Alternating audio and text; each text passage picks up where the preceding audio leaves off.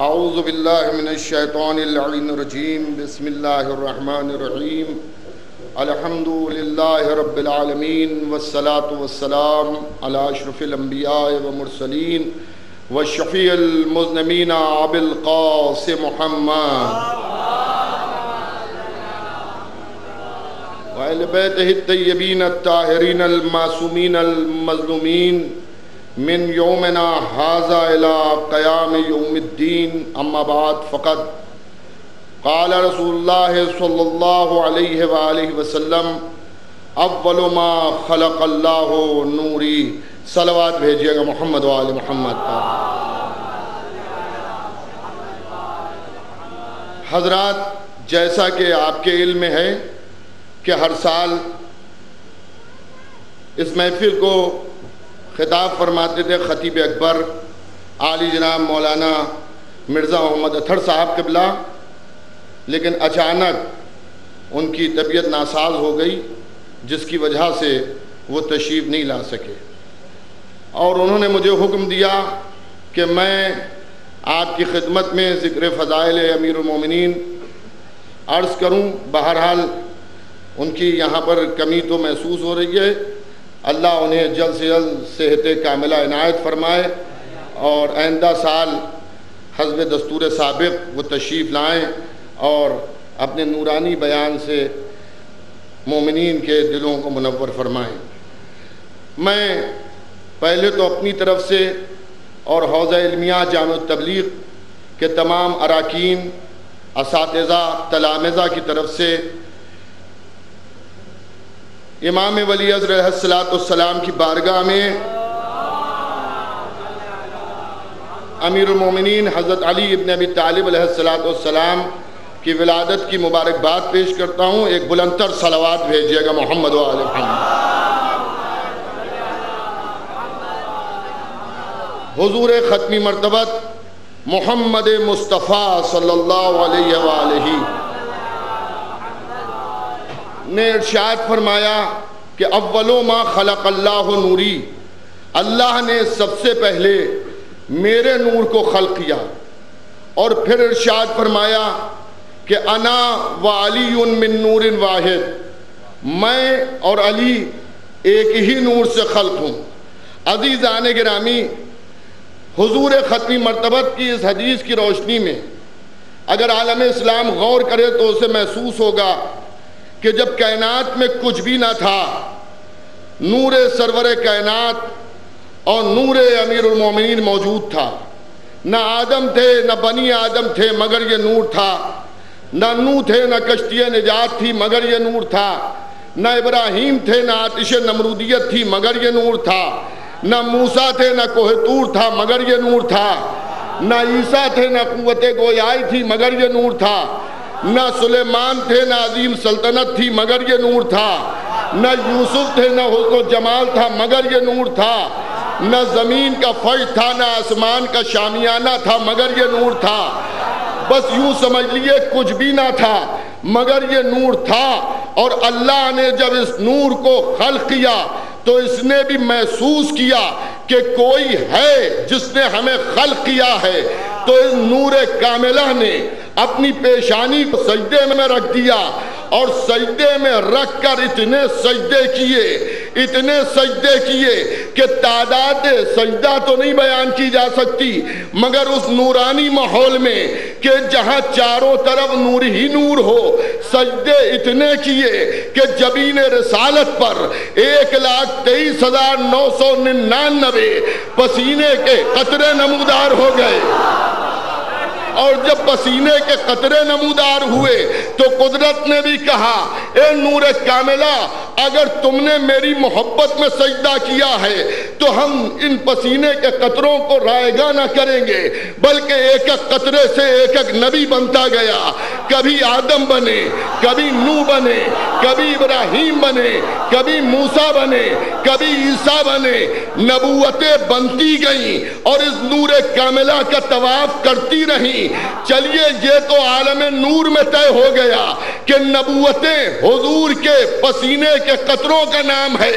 اب کوئی یہ بحث نہ کرے کرے کہ اہل بیت افضل ہے یا آدم، نوح افضل ہے یا آدم، ابراہیم افضل ہے یا آدم، موسیٰ افضل ہے یا آدم، عالم نور کو دیکھ لو بات سمجھ میں آ جائے گی۔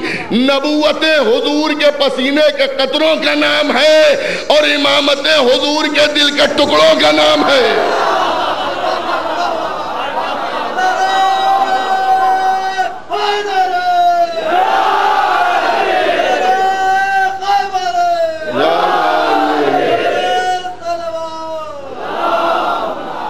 سجدے کیے اور آواز سجدہ آتی رہی، لا الہ الا اللہ حقا حقا۔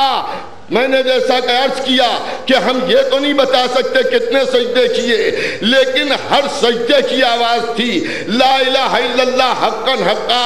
حد یہ ہے کہ مخلوقات کو خلق ہوتے دیکھا کہ لا الہ الا اللہ حقا حقا، آدم کو پیدا ہوتے دیکھا کہ لا الہ الا اللہ، نوح کو دیکھا کہ لا الہ الا اللہ، ابراہیم کو دیکھا کہ لا الہ الا اللہ، موسیٰ کو دیکھا کہ لا الہ الا اللہ۔ اتنا لا الہ الا اللہ لا الہ الا اللہ کہا کہ اب قدرت بھی یہ سوچنے لگی کہ کوئی تو ہو جو لا الہ الا اللہ کے ساتھ محمد رسول اللہ بھی کہے، کوئی تو ہو جو محمد رسول اللہ بھی کہے۔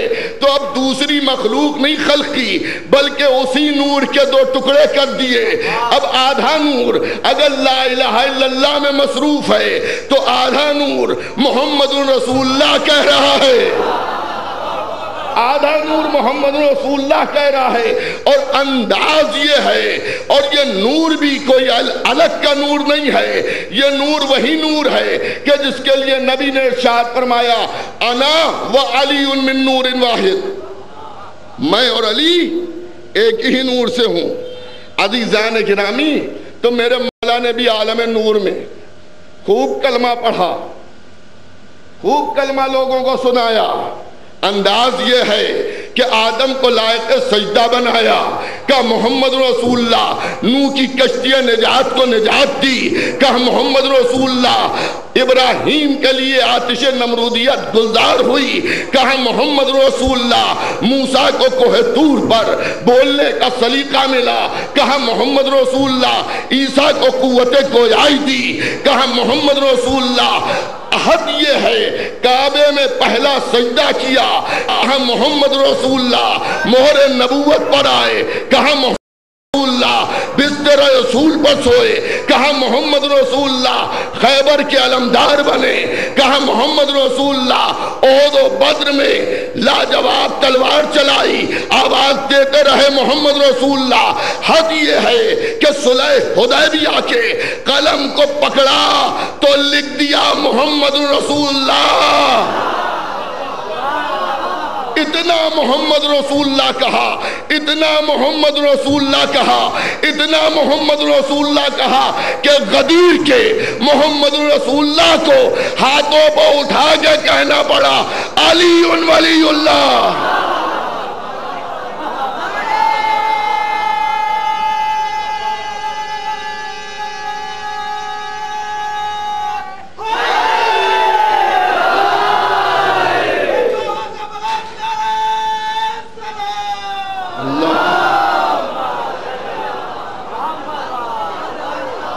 عزیزان گرامی، اللہ نے اس نور کاملہ کو اس دنیا میں بھیجنے کے لیے پیکر آدم بنایا۔ انوار طیبہ جناب آدم کی پیشانی میں آئے، پاک و پاکیزہ رحموں اور صلبوں کی منزلوں کو طے کرتا ہوا۔ پوری توجہ کیجئے گا، یہ نور صلب جناب عبد المطلب تک آیا۔ ابھی تک یہ نور ایک ہے، لیکن صلب عبد المطلب کے بعد اس نور کے دو ٹکڑے ہو گئے۔ آدھا نور زینت عبداللہ بنا، آدھا نور زینت بیت اللہ بنا۔ حضور نے خانہ عبداللہ میں ولادت پائی، مولا علی نے خانہ کعبہ میں ولادت پائی۔ جہاں 365 خدا خدائی کر رہے تھے، علی کی ولادت کا پہلا معجزہ خانہ کعبہ کے اندر جو ہوا وہ یہ ہوا کہ 365 خدا جو لوگوں نے بنائے تھے سب کے سب اوندھے منہ گر گئے۔ اب میرا جوش ایمانی یہ کہتا ہے علی کا بچپن دیکھ لیا زمانہ تو علی کی جوانی سمجھ میں آ جائے گی۔ جب بچپنے میں لوگوں کے بنائے ہوئے خداؤں کی خدائی نہ چل سکی تو جوانی میں دوسروں کی خلافت کیا چلے گی؟ مولا علی چوف کعبہ میں پیدا ہوئے اور ماں عام راستے سے نہیں آئی جس سے سب جاتے تھے۔ کعبے کی دیوار مسکرائی، جدار کعبہ میں نیا تر بنا، اور فاطمہ بنت اسد ایک صلوات بھیجیے گا محمد و آل محمد پر، نیا تر بنا، اس تر کے اندر سے تشریف لے گئی، تشریف لیا، ایک اور صلوات بھیجیے گا محمد و آل محمد۔ حضرات جشن ولادت ایک باواز بلند درود بھیجیے محمد و آل محمد پر۔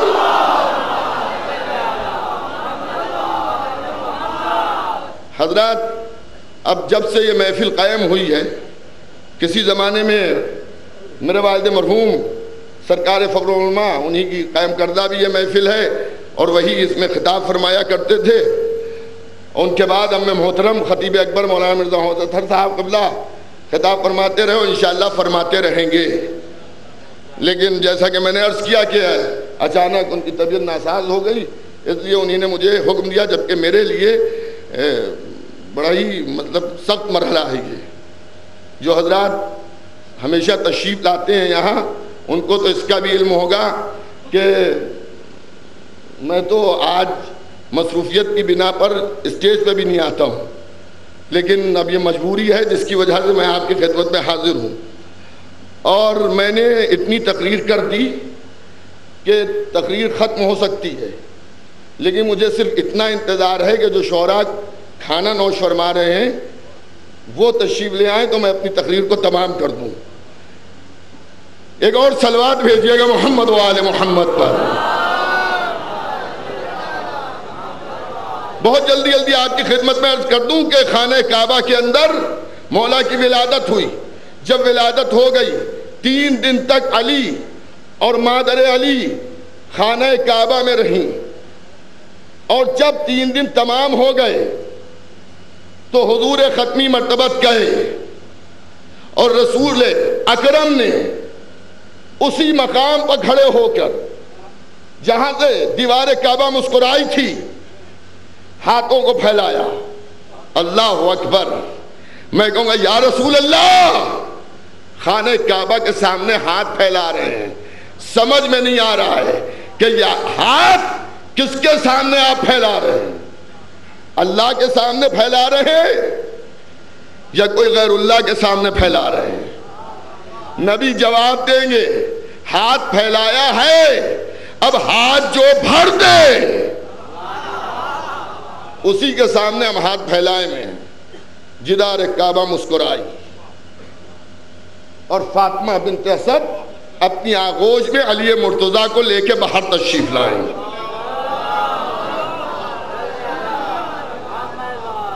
اور جیسے باہر تشریف لائیں تو نبی نے مولا کو گود میں لیا تو فاطمہ بنت اسد رحمۃ اللہ علیہ نے ارشاد فرمایا کہ یا رسول اللہ، یہ آپ کا بھائی 3 دن ہو گئے ان کی ولادت کو، مگر ابھی تک انہی نے آنکھیں نہیں کھولی ہیں۔ تو نبی نے ارشاد فرمایا چچی جان گھبرائیے نہیں، اب یہ آنکھیں کھولتے ہیں۔ اپنے چہرے کو مولا کے چہرے کے سامنے لائے، جیسے امامت کا چہرہ رسالت کے سامنے آیا اور رسالت کا چہرہ امامت کے سامنے آیا، علی نے مسکرا کے آنکھیں کھول دیں۔ علی نے مسکرا کے آنکھیں کھول دیں۔ دیکھیے ہر ایک کو دیکھ کے نہیں مسکرایا جاتا ہے، اگر کوئی ہر ایک کو دیکھ کے مسکرانے لگے تو لوگ دماغ پر شک کرنے لگیں گے۔ مسکرایا دیکھ کے کسے جاتا ہے؟ میں صاحب گیا حیدرآباد مثلا، مدراس کہیں مجلس پڑھنے گیا اور آپ میں سے کوئی صاحب مجھے ایک مجمع میں مل گئے، میں نے آپ کو دیکھا مسکرایا، آپ نے مجھے دیکھا مسکرایا، بھئی یہ کیا بات ہے؟ دیکھنے والے سمجھ گئے کہ پرانی ملاقات ہے۔ مسکرایا اسے دیکھ کے جایا جاتا ہے کہ جس سے پہلے ملاقات ہو چکی ہو۔ علی کا مسکرانا یہ بتا رہا ہے کہ یہ نہ سمجھنا عالم وجود میں پہلی ملاقات ہے، ارے ہم تو عالم نور سے ایک ساتھ ہیں، عالم نور سے ہم ایک ساتھ ہیں۔ دونوں مسکرائے، ایک نے دوسرے کو اپنی زبان دی، زبان دینے کے بعد نبی نے کہا کچھ سنائیے۔ علی کہتے ہیں کیا سناؤں؟ تو انہوں نے کہا توریت سنائیے، زبور سنائیے، انجیل، قرآن، بس تقریر تمام ہو رہی ہے۔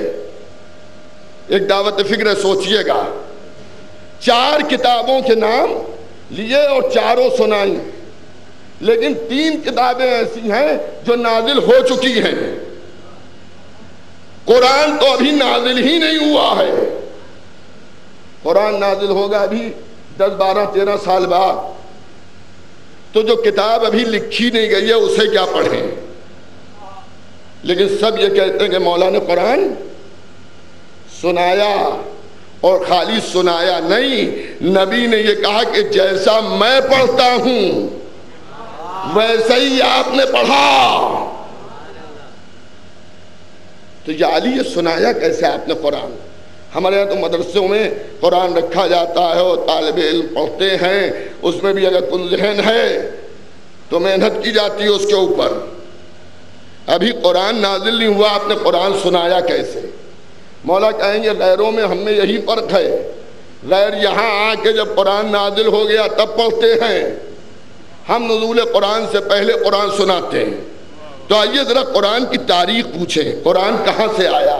ہم تو اردو بولنے والے ہیں، ہمارے گھروں میں قرآن ضرور ہے، قرآن سے ہمارا رشتہ بھی دوہرا ہے۔ ایک تو اللہ کی کتاب ہے اور دوسرے والدہ کے جہیز میں قرآن ملتا ہے۔ لڑکے والے کچھ جہیز نہیں لیں گے، کہا آپ بس قرآن کے ساتھ رخصت کر دیجیے گا۔ یہ اور بات ہے کہ اس قرآن کا استعمال کتنا ہوتا ہے یہ تو سب جانتے ہیں۔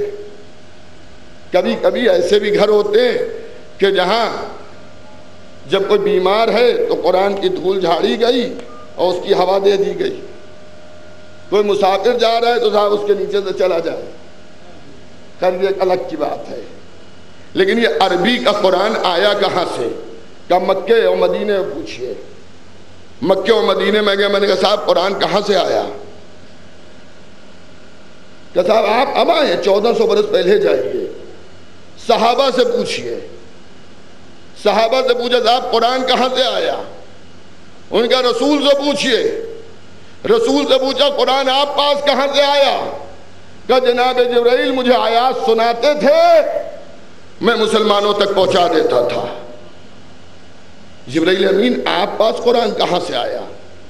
کہ لوح محفوظ پر جو آیات ہیں وہ میکائیل کی پیشانی پر ابھرتی ہیں اور میں ان کی تلاوت کر کے بزم رسول میں آتا ہوں۔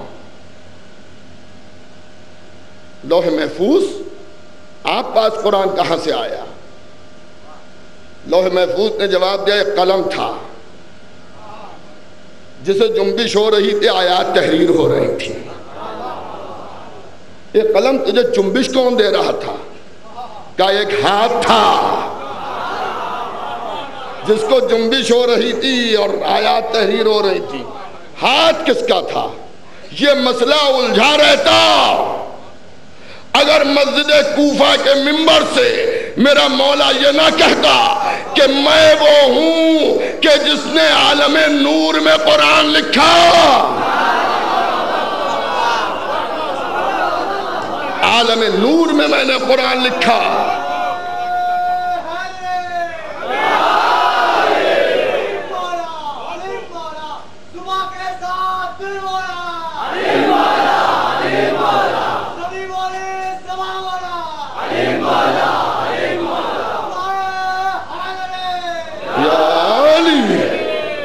عزیزان گرامی، تو مولا نے کہا میں وہ ہوں جس نے عالم نور میں قرآن لکھا. آپ سمجھ گئے؟ عالم نور میں لکھ کے آئے تھے اور ہمیں وجود میں سنا دیا. اب میں کیا کروں کہ اگر کوئی رسول کے پہلو میں بیٹھا رہے اور سورہ بقرہ نہ یاد کر پائے تو یہ اس کے مقدر کی بات ہے. کوئی عالم نور میں لکھ کے آئے، عالم وجود میں سنائے، اور کوئی نبی کے پہلو میں بیٹھا رہے قرآن نہ یاد کر پائے تو جھگڑا ہم سے کیوں ہے؟ سر اس کا پھوڑیے جا کے کہ کیسا حافظہ لایا تھا کہ یاد نہ کر پایا. اچھا صاحب، دنیا کا دستور یہ ہے کہ جب بچہ پیدا ہوتا ہے، نومولود ہوتا ہے، تو لوگ پوچھتے ہیں کہ صاحب ننھیال پر ہے، چہرہ ددھیال پر ہے، بچہ ہے کیسا؟ لوگ کہتے ہیں صاحب وہ آنکھیں تو دادا پر ہیں اور ٹھڈی نانا پر ہے مثلاً، اور صاحب دہانہ فلاں پر ہے. یہ سب ہوتا ہے نہیں ہوتا ہے. نبی سے بھی لوگوں نے پوچھا کہ یہ تو بتائیے علی کا چہرہ کیسا ہے، علی کی آنکھیں کیسی ہیں، علی کے کان کیسے ہیں، علی کی زبان کیسی ہے. بغیر وہی کلام نہ کرنے والا نبی جب کسی نے پوچھا آنکھیں کیسی، کہا عین اللہ، زبان کیسی، لسان اللہ، کان کیسے، اذن اللہ، ہاتھ کیسے، ید اللہ، چہرہ کیسا، وجہ اللہ، نفس کیسا، نفس اللہ. یا رسول اللہ یہ تو بتائیے، یہ تو مولا علی کہ آپ نے ہاتھوں اور آنکھوں اور چہرے اور زبان کی تعریف کر دی، مگر علی کو سب تو مانتے نہیں ہیں. ایسے بھی ہیں جو جلتے ہیں. وہ کیا ہیں کہ اگر علی عین اللہ ہیں، ید اللہ ہیں، لسان اللہ ہیں، وجہ اللہ ہیں، تو ان کا دشمن لعنت اللہ ہے.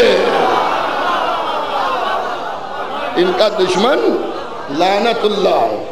اور یہی وجہ ہے کہ ہمارے ہاں لائق درود بھی افراد ہیں، ہمارے یہاں تولا بھی ہے، تورا بھی ہے. عزیزان گرامی، اس محفل میں تقریباً 5 سال سے فخر علماء ایوارڈ بھی ملت کے کسی ایسے شخص کو دیا جاتا ہے جو خاموش تبلیغ کر رہا ہو. تبلیغ، خدمت، میں کسی پہ کوئی تبصرہ نہیں کرتا، بہت سے افراد کر رہے ہیں، لیکن کچھ ایسے ہیں جو فقط اللہ کے لیے کر رہے ہیں. نہ وہ مثلا شور مچاتے ہیں، نہ ہلڑ مچاتے ہیں، نہ مثلا لوگوں سے بیان کرتے، چپ کی تبلیغ کرتے ہیں.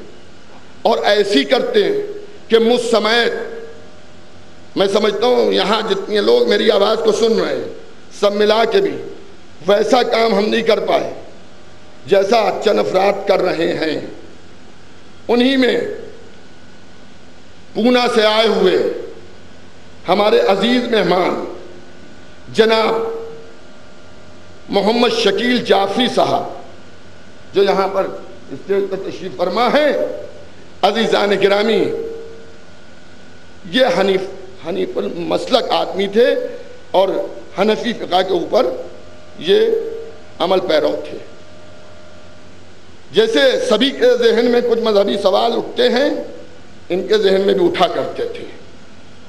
جن علماء سے ان کے مسلک کا وہ جو پرانا مسلک تھا، جو علماء سے ان کا رابطہ ہوا ان سے یہ ملا کرتے تھے اور معلومات کرتے تھے، لیکن بجائے اس کے کہ کوئی معقول جواب ملے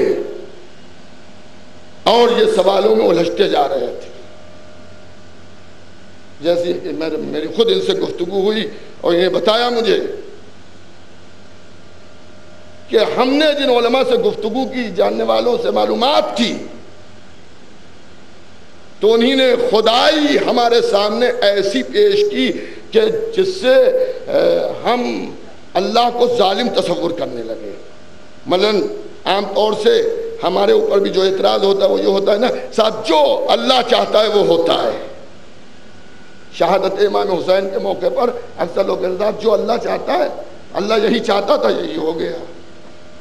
تو انہیں بتایا کہ صاحب جب لوگوں نے کہا جو اللہ چاہتا ہے وہ ہوتا ہے، تو جب ہم نے اسپتالوں میں چھوٹے چھوٹے بچوں کو بیمار دیکھا اور مشکلات میں دیکھا تو میں نے یہ سوچا کہ ان سے کون سی غلطی ہوئی ہے کہ اللہ نے ان کو اس مصیبت میں مبتلا کر دیا ہے۔ یہاں تک توجہ کیجیے گا، یہاں تک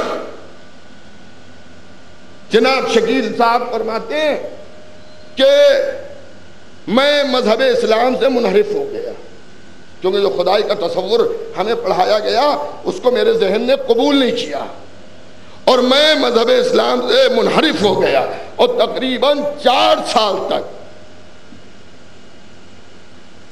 میں نے وہ اندھیری زندگی بسر کی کہ جس میں میرے عقیدے میں کوئی خدا اور رسول کا تصور نہیں تھا۔ امام حسین کی مجلسیں کس طرح سے ہدایت کرتی ہیں، پونا کے رہنے والے ہیں، پونا ضلع کے جنید کے، اور آپ بامبے میں مقیم ہیں، کہہ لیں گے محرم میں مغل مسجد کی طرف سے جا رہا تھا، وہاں خطیب اکبر مولانا مرزا محمد اطہر صاحب تقریر فرما رہے تھے، میں نے چھلکتے ہوئے مجمع کو دیکھا، حسینی مجمع کو، اس کو دیکھ کر میرے ذہن میں ایک سوال پیدا ہوا کہ یا تو یہ سب بیوقوف ہیں جو اللہ کو مانتے ہیں، یا میں بیوقوف ہوں جو میں اللہ کو نہیں مانتا۔ یہ مجلس کے خالی مجمع کو دیکھ کر دل پر اثر ہوا۔ کیا وہیں پر حیدری کتب خانے کی دکان لگی ہوئی تھی کتابوں کی، ایک تخت کے اوپر یا پلنگ پر، کہتے ہیں میں وہاں پہ گیا اور جا کے میں نے ایک چھوٹی سی امیر المومنین حضرت علی ابن ابی طالب علیہ السلام کے خطبوں کی کتاب خریدی، اور میں اس کو لے کے چلا گیا، اور جب میں نے وہ کتاب پڑھی تو صحیح الوہیت کا تصور میرے ذہن میں آنے لگا، اور میں نے مذہب شیعہ کی مختلف کتابوں کو پڑھا اور معلومات کی، اور الحمدللہ جو مسلمان لا مذہب ہو چکا تھا وہ مجلس حسین اور تعلیمات اہل بیت کی بدولت سچا مسلمان ہو گیا۔ مذہب حق کو انہوں نے قبول کیا، خالی مذہب حق کو قبول نہیں کیا، تقریباً 12 غیر مسلمان افراد کو مسلمان بنایا، اور تقریباً 50 غیر شیعہ مسلمانوں کو شیعہ بنایا۔ اور خالی یہ ہوائی گفتگو نہیں ہے، ان لوگوں کے نام، ان کے موبائل نمبر، ان کے پتے، ان کی ولدیت بھی یہ لے کے ہمارے پاس آئے ہیں، وہ بھی ہے یہاں پر، اور ان کا تبلیغ کا نرالا ڈھنگ ہے۔ میں زیادہ دیر اس موضوع پہ آپ کی خدمت میں حائل نہیں رہوں گا، نرالے انداز سے لوگوں کو جمع کیا، جمع کر کے ان سے گفتگو کی اور اس کے بعد تبلیغ کی، اور ان کا یہ کام الحمدللہ ابھی جاری ہے۔ تو فیومیٹ کی جانب سے اس سال جناب محمد شکیل صاحب جعفری، یہ جعفری جو ہے فقہ جعفریہ کے اعتبار سے ہے کہ فقہ جعفری کے ماننے والے ہیں، انہی نے الحمدللہ جو خدمت کر رہے ہیں دین کی، ظاہر ہے ہم اپنوں کے سامنے فضائل اہل بیت پڑھتے ہیں، اور انہی نے دوسروں کو فضائل اہل بیت کا قائل کیا۔ تو اس سال فخر العلماء ایوارڈ جناب محمد شکیل صاحب کو ملے گا، اور میں گزارش کروں گا جناب ڈاکٹر ثروت تقی صاحب سے کہ وہ تشریف لائیں اسٹیج پر، اور جناب محمد شکیل صاحب کو فخر العلماء ایوارڈ سے نوازیں۔ ایک صلوات بھیجیے گا محمد و آل محمد۔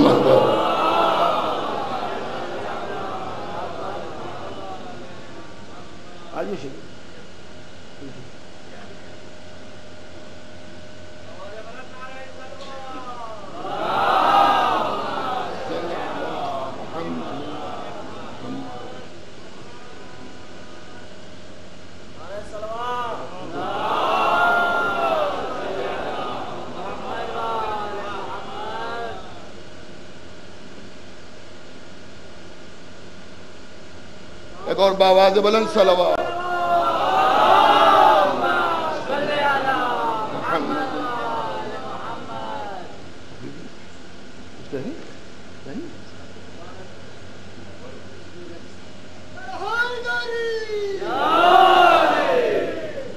السلام علیکم. لا حول ولا قوة الا باللہ العلی العظیم. باللہ من الشیطان الرجیم. بسم اللہ الرحمن الرحیم. والصلاة والسلام علی اشرف الانبیاء والمرسلین خاتم النبیین یا سیدنا و مولانا ابو القاسم محمد وآلہ الطیبین الطاہرین المعصومین. بسم اللہ الرحمن الرحیم.